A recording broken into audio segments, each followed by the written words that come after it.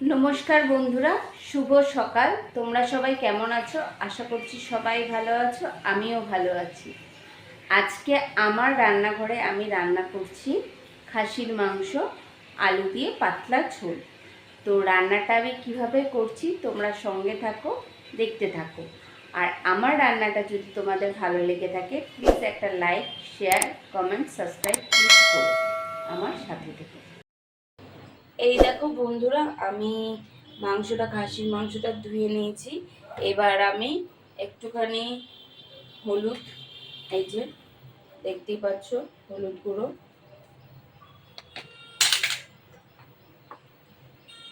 একটুখানি ছোট চামচের 4 চামচের 1 চামচ লঙ্কার গুঁড়ো, একটু জিরের গুঁড়ো, আর লবণ, আর একটুখানি সর্ষের তেল দিয়ে আমি এটা কিছুক্ষণ মাখিয়ে রাখছি। আর ততক্ষণ আমি পেঁয়াজ, আদা, রসুনটা কেটে নিচ্ছি। এবার এটা ভালো করে মাখিয়ে কিছুক্ষণ আমি ঢেকে রাখবো।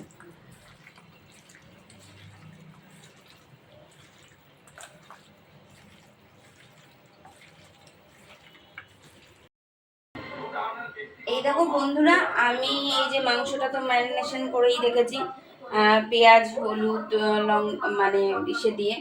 তো আর এইখানে টমেটো দুখানা আমি বড় বড় টমেটো নিয়েছি, আলু নিয়েছি। এখানে এই পুরো পেঁয়াজটাই আমি ফোড়নে দেব। আর এখানে বেশি টমেটো দিয়েছি বলে আর আজকে আমি আদা দিচ্ছি না, আমি আদা ছাড়াই আজকে মটনটা করছি।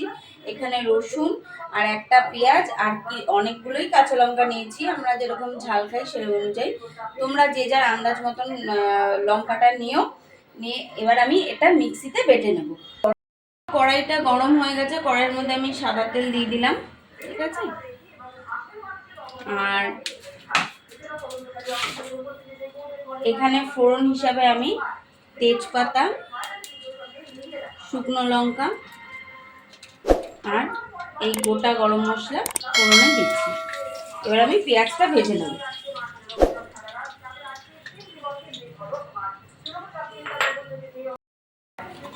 এই দেখো বন্ধুরা, আমি পেঁয়াজটা দেবো। পেঁয়াজটা দেওয়ার আগে দু তিন কোয়া মতন একটু চিনি দিয়ে দিলাম এর ফোড়নে, যাতে পেঁয়াজটা আমার সুন্দর লাল লাল হয় আর রান্নাটাও লাল লাল ব্যাপারটা আসে।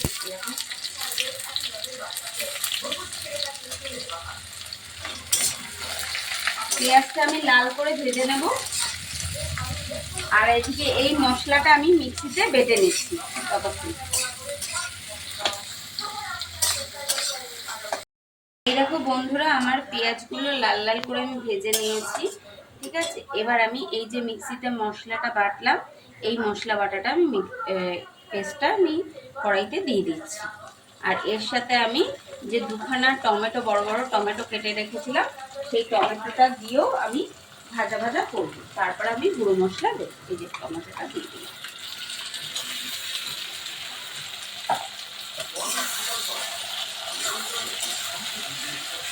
এই মশলাটা আমি ভেজে ভাজা করে নিয়ে তারপর আবার। এই দেখো বন্ধুরা, তোমরা দেখতেই পাচ্ছ আমার মশলাটা ভাজা ভাজা হয়ে গেছে, তেল ছাড়ছে। এবার এই মশলাটার মধ্যে আমি কিছু গুঁড়ো মশলা দিচ্ছি। ওখানে যেহেতু ম্যারিনেশনের সময় কিছুটা দিয়েছি, আর এই যে আর 4 চামচ মতন একটুখানি দিয়ে দিলাম।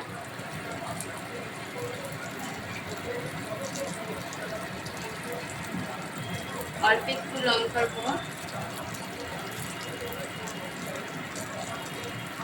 এই যে হলুদ গুঁড়ো, নুন।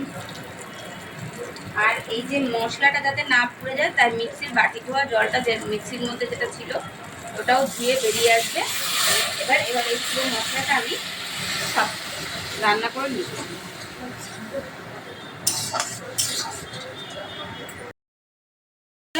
মশলা থেকে তেল ছাড়তে শুরু করেছে, ঠিক আছে, তার মানে আমার মশলাটা ভাজা হয়ে গেছে।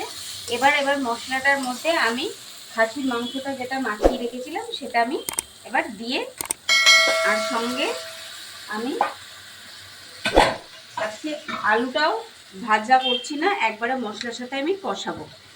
এবার মাংসটা আমি অনেকক্ষণ ধরে ঢেকে ঢেকে বসাবো। তারপর আমি প্রেশার কুকারে সিটি মারবো 3টে।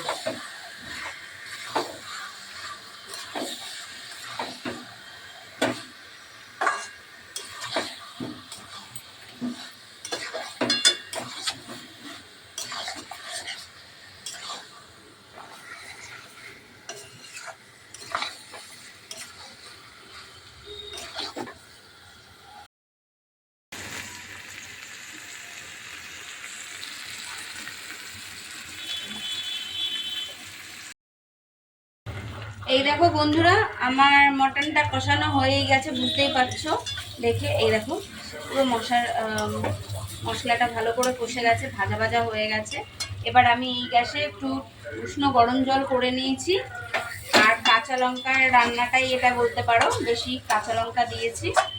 তো এবার আমি এই উষ্ণ গরম জলটা এবার এই মটনের মধ্যে দিয়ে দিচ্ছি।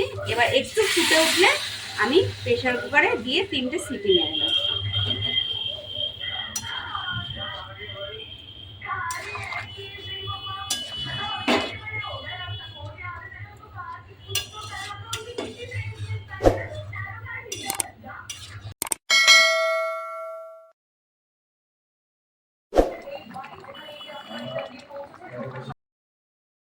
এই দেখতেই পাচ্ছ বন্ধুরা, ঝোলটা ফুটে উঠেছে। এবার আমি এই মাংসটাকে প্রেশার কুকারে দিয়ে আমি 3টে সিটি মেরে নেব।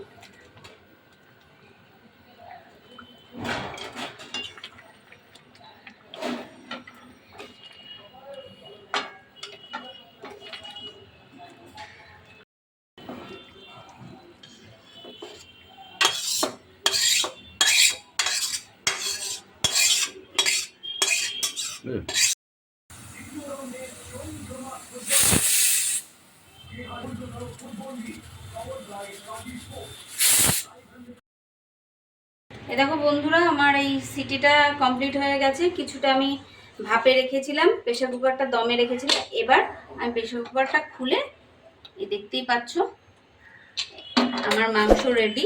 এবার আমি একটু গরম মশলা গুঁড়ো উপর থেকে ছড়িয়ে দিয়ে সার্ভিং বলে সার্ভ করে নেব।